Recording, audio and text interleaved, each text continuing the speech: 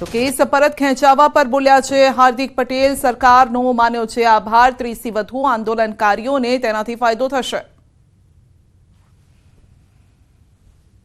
માનનીય ભૂપેન્દ્રભાઈની સરકારે જે આંદોલન દરમિયાન રાજદ્રોહ સહિતના જે કેસો હતા એવા 14 કેસો પાછા ખેંચવાનો હાલ નિર્ણય કર્યો છે। એટલે આજે પુનઃ એકવાર ધાંગધ્રા મારા માટે સુકન્યાળ સાબિત થયું છે અને એની અંદર એ કેસોમાં લગભગ કલોલ, મહેસાણા, સુરત અને અમદાવાદ એવા લગભગ 14 કેસો છે અને લગભગ 30 થી 35 યુવાનોને આ કેસ પાછા ખેંચાવાના કારણે લાભ થશે અને આંદોલનના કારણે જે બિન અનામત આયોગ નિગમ બન્યું, 1000 કરોડ યુવા સ્વાવલંબન યોજના બની અને 10% આર્થિક ધોરણે અનામતનો પણ લાભ મળ્યો। એટલે હું માન્ય રાજ્ય સરકારનો અને કેન્દ્ર સરકારનો વિશેષ આભાર પણ વ્યક્ત કરું છું।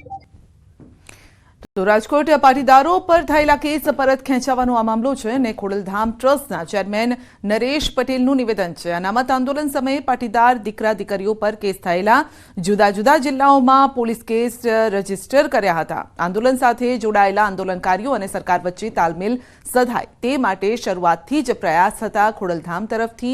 આખરે રાજ્ય સરકાર અને ભૂપેન્દ્રભાઈ પટેલ દ્વારા તમામ કેસ પરત ખેંચાયા। હું ભૂપેન્દ્રભાઈ પટેલનો ખૂબ ખૂબ આભાર વ્યક્ત કરું છું તેવું નિવેદન છે। તો સરકારના નિર્ણયથી અનેક પાટીદાર દીકરા દીકરીઓને રાહત મળશે।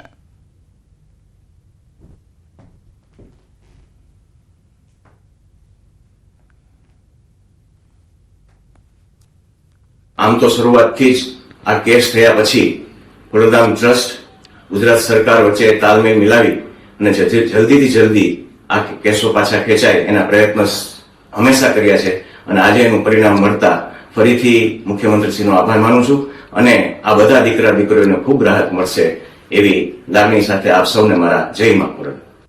તો કેસ પરત ખેંચાવા પર બોલ્યા છે કિરીટ પટેલ। સરકારે સત્તાવાર જાહેરાત કરવી જોઈએ। કેસ પરત ખેંચાવા એ સારી બાબત છે। એ જો કેસ પરત ખેંચાવે તો સરકારના કોઈ મંત્રીએ અથવા કાયદા મંત્રી અથવા ગૃહમંત્રીએ આ બાબતની જાહેરાત કરવી જોઈએ અને સ્પષ્ટ જાહેરાત કરવી જોઈએ કયા પાટીદાર અનામત આંદોલન વખતે કયા જિલ્લાની અંદર કેટલા કેસ હતા અને એ કેસ કેટલા એ પૂરા થયા અને બાકી કેટલા કેસ વધેલા હતા એ કયા કેસ સરકારે પરત ખેંચ્યા એની સ્પષ્ટ માહિતી મીડિયાને આપવી જોઈએ। તો કેસ પરત ખેંચાવા મુદ્દે ભાજપ પર પ્રહાર। કોંગ્રેસ નેતા મનહર પટેલના પ્રહાર છે। ભાજપમાં ભળ્યા એટલે કેસ પાછા ખેંચાયા। પાટીદાર નેતાઓ પાપ ધોવા કમલમમાં ગયા। 5 આગેવાનોના કેસ પાછા ખેંચાણા। આ ખેંચવા પાછળનું મુખ્ય કારણ છે એક બાદ કરતા તમામ ભારતીય जनता પાર્ટીની ધરોહર નીચે જેમ કુંભમેળાની અંદર જેમ લોકો પોતાના પાપ ધોવા જાય છે એમ આ 5 આગેવાનોએ એમ લાગ્યું છે કે ભાઈ અમારું ભવિષ્ય પણ અમારા પાપ ધોવાનું આ કમલમ સિવાય કોઈ ઉદ્ધાર નથી। સરકારે એમની વાતને ધ્યાનમાં લીધી અને એ લોકો પાપ મુક્ત થઈ ગયા। પાટીદાર આંદોલન સમયના કેસ પાછા ખેંચવા પર બોલ્યા છે અલ્પેશ ઠાકોર। સરકારના નિર્ણયને અલ્પેશ ઠાકોરે આવકાર્યો છે।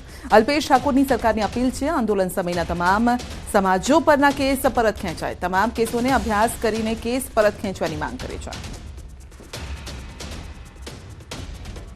राज्य सरकारे जे कोई आंदोलन माटेना केसो हता आंदोलनकारीओ उपरना केसो परत खेंचवानो जे निर्णय कर्यो छे राज्य सरकारने हूँ आभार मानु छूं।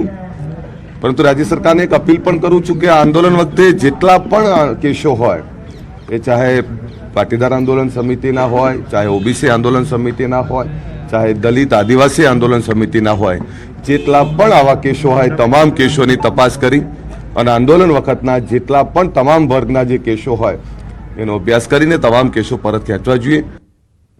તો પાટીદારો પર થયેલા કેસ પરત ખેંચવાનો આ મામલો પાટીદારોના કેસ લડનાર વકીલ બાબુ માંગકિયાનું નિવેદન છે કે હજુ પણ 50 જેટલા નાના મોટા કેસ બાકી છે। આ કેસમાં સામાન્ય પાટીદારો હેરાન થઈ રહ્યા છે। આ કેસ પણ સરકાર ઝડપથી પરત ખેંચે।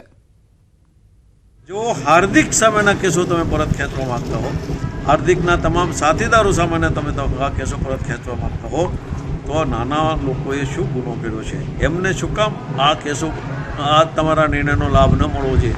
એટલે તમારે તાત્કાલિક રીતે યુદ્ધના ધોરણે જે તે પોલીસ સ્ટેશનમાં 2015 ઓગસ્ટની જે તારીખો છે ત્યાંથી સપ્ટેમ્બર મહિનાની 5 કે 6 તારીખ સુધીમાં જેટલા રાયોટિંગના પાટીદાર આંદોલનને લગની પરિસ્થિતિને લીધે જે કેસો દાખલ કર્યા છે એ તમામ કેસો પરત ખેંચી લેવા જોઈએ.